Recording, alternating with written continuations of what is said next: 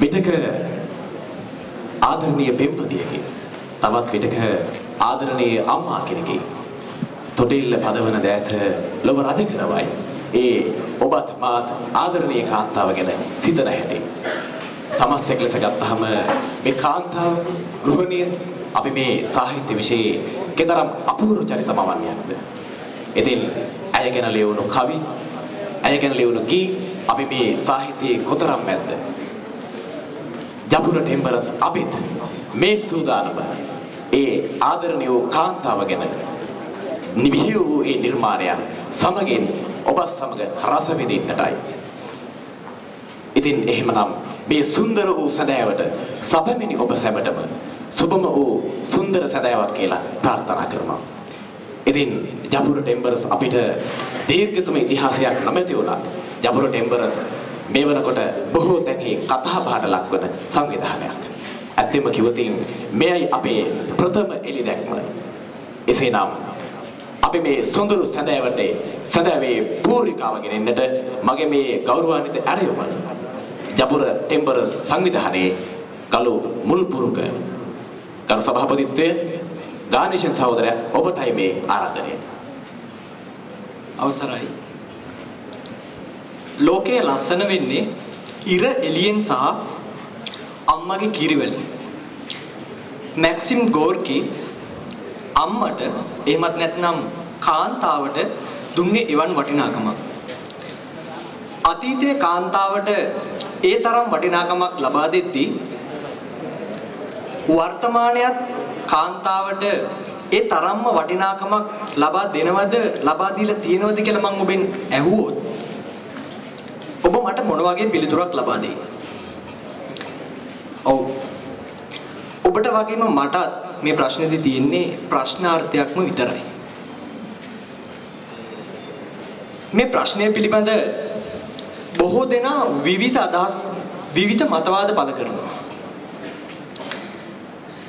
මේ ප්‍රශ්නය ගැන බලපු මේ ප්‍රශ්නය ගැන දැකපු මිස්සක කමලසිරි හිමියන් උන්වහන්සේගේ මිහිඳු ගිරෙන් හිම ගිරට කෘතියේ මෙන්න මෙහෙම සඳහන් කරනවා. මිනිස්සු යුග කිහිපයක් පසු කළා. මුලින්ම අපි යටත් විජිතවාදී නැත්නම් අධිරාජ්‍යවාදී හිටියා. එතකොට අපි බලය පසුපස හඹා ගියා. අපිට අනේ වෙන කිසිම දෙයක් පෙනුන්නේ නැහැ. පස්සේ අපි ධනෙ පසුපස හඹා ගියා. ඒකට අපි කියනවා ධනවාදී කියලා. දැන් මිනිසුන්ට ධනය බලය මේ දෙකම තියෙනවා. දැන් මිනිසුන් කාමයේ පසුපස යනවා. අපි කියනවා කාමවාදී කියලා. කාමවාදී යුගයක්. මොකද මිනිසු බලයෙන් ධනෙන් උමතු වෙලා. මේ කාමවාදී යුගයක කාන්තාවට හිමි වෙලා තියෙන්නේ මොන වගේ තැනක්ද? කාන්තාව කෙලි බඩුවක් බවට පත් වෙලා. නැත්නම් වෙළඳ භාණ්ඩයක් බවට පත් වෙලා. මේ නිසාම වෙන්නේ නැති ඇතැම් නිර්මාණ තුලිනුත් අපි දකිනවා නිර්මාණ තුල අපි දකින කාන්තාව පැණි කොමඩු ගෙඩියක් කැකිරි පළුවක් නැත්නම් කෑල්ලක් බවට පත් වෙලා. මේ අතර විශිෂ්ට නිර්මාණත් බිහි වෙනවා. කාන්තාව ගැන ඇල්මකින් එහෙමත් නැත්නම් දයාවකින් ආදරයකින් බලපු නිර්මාණත් අපිට හම්බ වෙනවා. එවන් නිර්මාණ ගැන කතා කරන්න නෙවෙයි එවන් නිර්මාණ තුලින් කාන්තාව ගැන කතා කරන හැටි තමයි අපි අද මේ කතා කරන්නේ. කාම යුගයක මේ බිහිසුණු ප්‍රශ්නය ගැන ජවහර්ලාල්පුර විශ්වවිද්‍යාලයේ අමාත්‍යප තරුණ සංවිධානයේ අපේ සහෝදර සහෝදරයන්ටත් ඌමනාවක් තිබුණා මේ ප්‍රශ්නය ගැන කතිකාවතක් ගොඩනගන්නට. ඒ කතිකාවතේ ආරම්භය තමයි මේ විදියට සනිටුවන් වෙන්නේ. ඒ ආරම්භය අපේ අමාත්‍යප තරුණ සංවිධානයෙන් කරන පළමු වැඩසටහන. ඉතින් දැන් මම ගොඩක් කතා කරා. මේ ගැන කතා කරන්න සුදුස්සා මම නෙවෙයි. ඔබ බලනවා ඇති මමයි කතා කරන්න කියලා මේ තරම්. ඉතින් මේ සුදුසු පිරිස මේ වෙනකොටත් මේ සභාවට පැමිණලා ඉන්නේ. මම ඊටමත් ගෞරවයෙන් යුතුව පිළිගන්නට කැමතියි ශ්‍රී ජවහර්ලාල්පුර විශ්වවිද්‍යාලයේම ආදි විද්‍යාර්ථී වජිරාරාම වාසී මීගොඩ සුගත හිමියන් ඊටමත් নমස්කාර පූර්වකව පිළිගන්න ලබන මේ අවස්ථාවට. ඒ වගේමයි ප්‍රවීණ ගායන ශිල්පී ජානක වික්‍රමසිංහයන් මේ අවස්ථාවට පැමිණලා තිබෙනවා ඔබතුමාවත්. ඒ වගේම ප්‍රවීණ ගේය පද රචක රජී වසන්ත එනතන් රජී අයියා ඒ වගේම අපේ සමුද්‍ර අයියා ප්‍රවීණ ගේය පද රචක සමුද්‍ර විත්තසිංහයන් ඒ වගේම අමාත්‍යව තරුණ සංවිධානය ගැන කියනකොට ඒ ළඟින්ම යන අනිත් නම තමයි අපේ චන්දනසේවත් ඉතාම ගෞරවයෙන් යුතුව පිළිගන්නවා. ඒ වගේම තමයි මම විශේෂයෙන්ම මතක් කළ යුතු නමක් තියෙනවා. අමාත්‍යව තරුණ සංවිධානයේ අපි මේ වැඩේ පටන් ගත්තේ බොහොම දුප්පත් විදියට. අපි මේ ගැන අදහස් අරගෙන ගියා එක පුද්ගලයෙක් ළඟට. එතුමා අපිට කිව්වා නෑ මේක මෙහෙම නෙමෙයි. අපි මේක ටිකක් දැනෙන්න කරමු. මේක ටිකක් ලොකුවට කරමු. මේ ගැන ළමයි දැනගන්න ඕන. එතුමාගේ ඒ වදන්, එතුමාගේ උපකාර, එතුමාගේ ශක්තිය නොලැබෙන්න මේ වැඩසටහන මේ විදිහට නිර්මාණය නොවන්නට ඉඩ තිබුණා. ඒ අන් කවුරුත් නෙමෙයි අපේ විශ්වවිද්‍යාලයේ උපකලපතිතුමා මහාචාර්ය සම්පත් අමරතුංගයන්. ඔබතුමාවත් මම ඉතාම ගෞරවයෙන් යුතුව පිළිගන්න ලබනවා මේ අවස්ථාවට. ඒ වගේම විශ්වවිද්‍යාලයේ තවත් ආචාර්යවරුන් මේ අවස්ථාවට පැමිණලා සිටිනවා. ඔබ සියලු දෙනාම අමාත්‍යව තරුණ සංවිධානයේ මගේ සහෝදර සහෝදරීන් සහ මේ සියලුම සහෝදර සහෝදරින්නුත් ඒ වගේමයි ආචාර්ය මනෝජ් පීරිස් මහත්මයා ප්‍රමුඛ වාද්‍ය වෘන්දයත් ඉතාමත් ගෞරවයෙන් යුතුව පිළිගනු ලබනවා. දැන් මෙතන ඉඳන් මේ වැඩසටහන තවදුරටත් කරගෙන යන්න සුදුස්සා මම නොවේ. සුදුසු යුගයක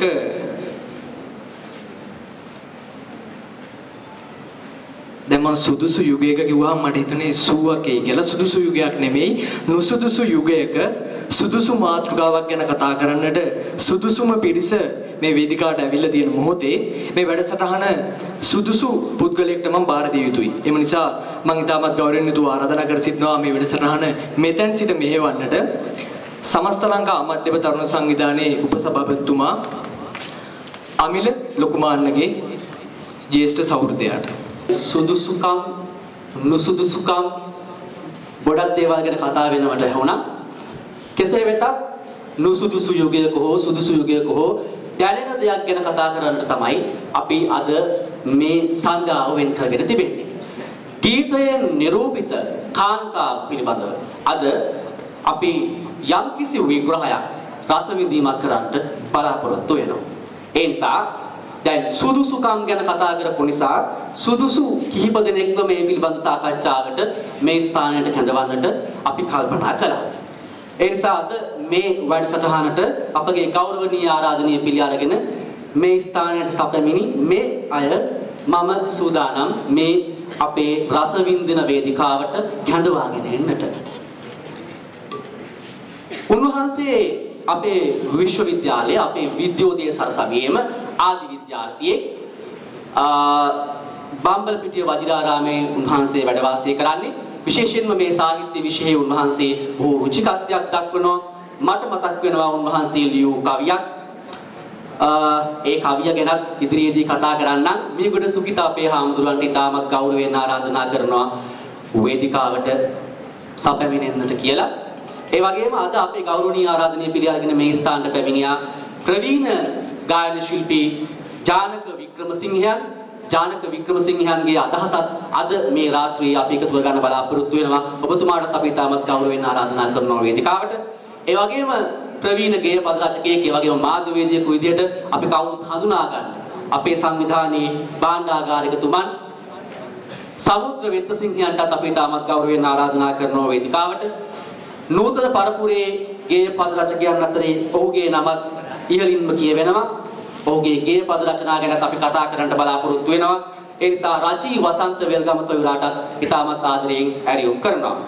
ඉතින් මෙය සමගයි අද දවසේ අපි මේ ගීතයෙන් නිරූපිත කාන්තාව පිළිබඳව සාකච්ඡා කරන්නේ. අය පිළිබඳව ලියවුණු ගී, අය පිළිබඳව ලියවුණු කවි, අය පිළිබඳව කියවුණු වැකි. මේ දේවල් කොයිතරම්නම් ඇත්ත. ජාත්‍යන්තර කාන්තා දිනය පසු කරලා දින කීපයයි ගත වුණේ. අපි අය පිළිබඳව අද කතා කරනවා. ඉතින් පළමුවෙන්ම අපි කතා කරා, අපි රස වින්දා විශාරද දේවිකා චතුරානි අද අපිත් එක්ක එකතු වෙන ගායන ශිල්පිනිය. ඇය ගැයුවා මාතුටින් එන ගීතය. දීපිකා ප්‍රියදර්ශිනී පීරිස් ගායන ශිල්පිනිය ගායනා කරන මේ ගීතය අපේ හදවත් වලට බොහෝ සෙයින් දැනුණු ගීතයක්. මේ ගීතය පිළිබඳව අපි මුලින්ම රසවින්දනයක් කරගන්නට බලාපොරොත්තු වෙනවා. ඒ නිසා මම ඉතාමත් ගෞරවයෙන් ආරාධනා කරනවා අපේ මියගොඩ සුකිත හාමුදුරුවන්ට කාන්තාව විශේෂ ලියවුණු මේ ගීත අතරින් මාතොටින් එන මේ රුදුරු සුළඟට ගිනි සිඹින මඩුපල්ලියා බීස සිටි සරෝජා අපේ හදවතට දැනුණු කෙනෙක්.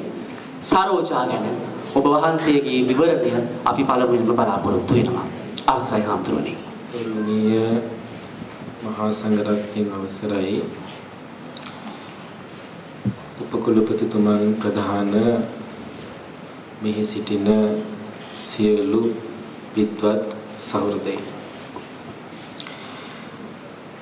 මුලින්ම මා පින් දෙනවා මේ වේදිකාවට ආරාධනා කිරීම සම්බන්ධයෙන්.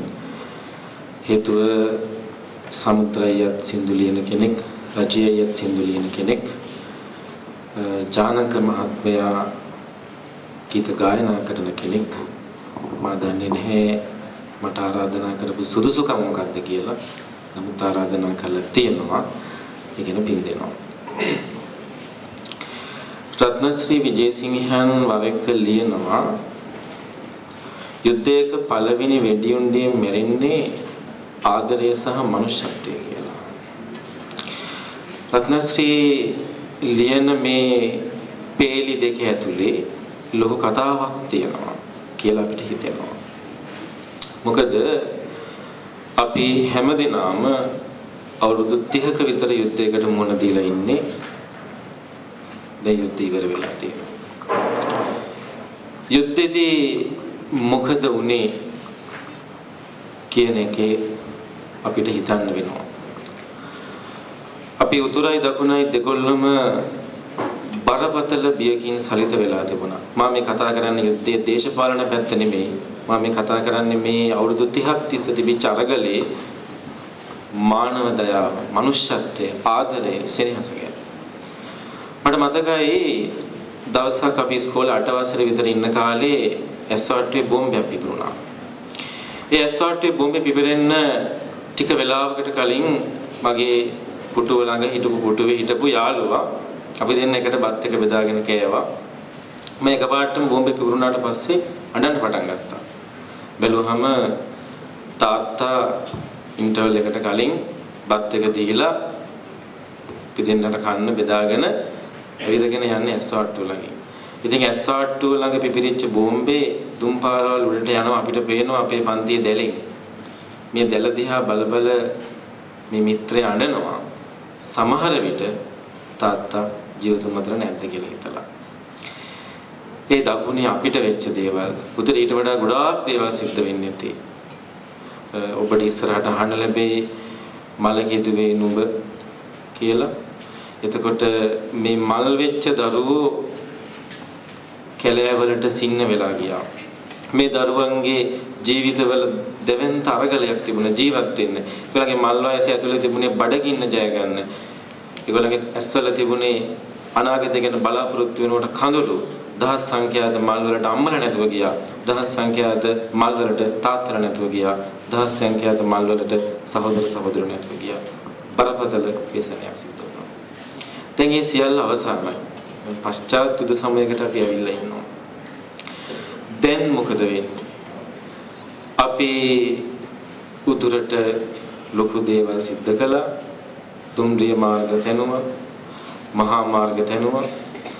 ඒ වගේම දෙවෙන්ත ජාතික සංවර්ධනයක් සිද්ධ වුණා. දැන් යුද්ධය ඉවරයි. අපි හැමෝම සතුටින් ඉන්නවා. නමුත් යුද්ධය ඇත්තටම ඉවරයිද? යුද්ධය ඇත්තටම අත්හරින්න පුළුවන්ද කියන එක තැනදී අපිට පොඩ්ඩක් නවතින්න වෙනවා. දකුණේ අපි කොළඹ ඉන්නකොට දකිනවා ජනප්‍රිය පාසල් වල ගේට්ටුව ළඟ අම්මලා පුංචි දරුවන්ව කැඳගෙන ගේට්ටුව ඉස්සරහට ඇවිල්ලා අර ජීන්ස් ස්කර්ට් බ්ලවුස් ඇඳලා කිටි කිටි සන්ග්ලාස් දාලා එතන ළඟ තියෙන ෂෝටිස් කඩේකින් හොඳට බඩ පිරෙන්න කන්න දීලා ලොකු කිරි එකක් පොවලා පළතුරු ජූස් එකක් පොවලා ළමයා ඉස්කෝලේ ඇතුළට යවනවා. ඒගොල්ලෝ හැන්දෑවට අර ඇවිදින්න තියෙන පාරවල් වල දුවනවා, ඇවිදිනවා, hina වෙනවා, සතුටු වෙනවා. යුද්ධ ඉවර නිසා කවුරුත් පාරට බහින්න බය නැහැ. කිසි ප්‍රශ්නයක් නැහැ. නමුත් මට පොඩි ප්‍රශ්නයක් තියෙනවා. මට විතරක් නෙමෙයි. අපි හැමෝටම හදවතට දැනෙන අයට ප්‍රශ්නයක් තියෙනවා. අර මල් වලට අහිමි වෙච්ච දහස් සංඛ්‍යාත අම්මලට මොකද වෙන්නේ? ඒ මල් වලට අම්මලා අපිට ආයෙත් දෙන්න බෑ. ඒ මල් වලට අහිමි වෙච්ච තාත්තලාට මොකද වෙන්නේ? තාත්තලා වාගෙනත් දෙන්න බෑ. ඒ මල් වලට අහිමි වෙච්ච යෞවනියට මොකද වෙන්නේ? ඒගොල්ලන්ගේ බලාපොරොත්තු වලට මොකද වෙන්නේ? ඒගොල්ලන්ගේ හිනාවට මොකද වෙන්නේ? ඒක ආයෙත් දෙන්න කොහොමද? මම හිතනවා අපි හැම දිනාටම මෙන්න මේ සම්බන්ධයෙන් ලොකු වගකීමක් තියෙනවා කියලා. අපි ලස්සන පාරවල් දැනුවා. ගොඩාක් දේවල් කළා. ඒ පාරවල් වලින් මම හිතනවා මනුෂ්‍යත්වයේ ගෙන යන කාලය ඇවිදින්න කියලා. මනුෂ්‍යත්වයේ කැඳගෙන යන කාලය ඇවිදින්න කියලා. මේ ගීතයේදී මහින්ද චන්ද්‍රසේකරයන් රචනා කරනවා, දීපිකා ප්‍රදර්ශනී ගායනා කරනවා. එතුමිය කියනවා මිල ඉතාම ලස්සන තැනක්. මම හිතන්නේ මම මුළු ගීතේම උද්දෘත කරන්නේ නැහැ. හැම දිනාටම මගේ කටපාඩම්. අපිට මෙන්න මේ සම්බන්ධයෙන් මේ අහිංසක දරු පැටවුන්ගේ අනාගතය සම්බන්ධයෙන් මොකද ඒගොල්ලෝ දැන් තරුණ